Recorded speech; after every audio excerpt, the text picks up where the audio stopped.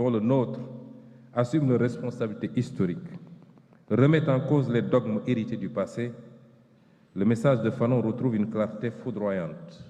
Oui, il avait raison. Et aujourd'hui, nous n'avons pas le droit de détourner les yeux.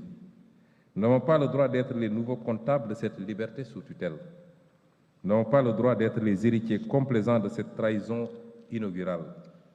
L'Afrique ne demande plus l'indépendance, elle exige la souveraineté.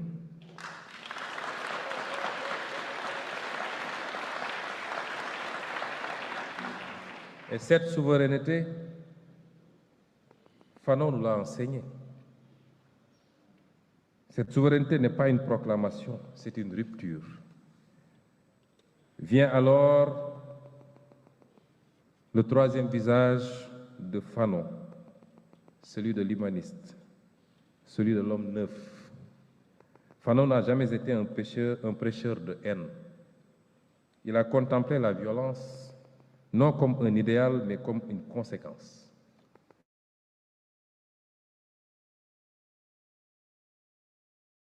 Il a espéré harmoniser comme du complexe du colonisateur. Cet homme nouveau, disait-il, ne se définit ni par la race, ni par la rancœur, ni par la revanche.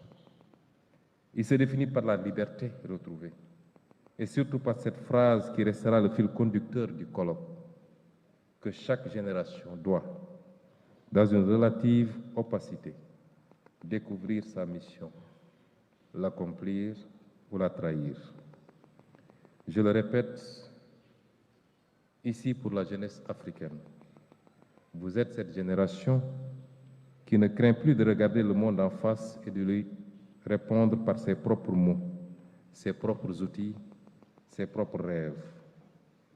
À ce stade, une question cruciale se pose. Que faire de Fanon en 2025?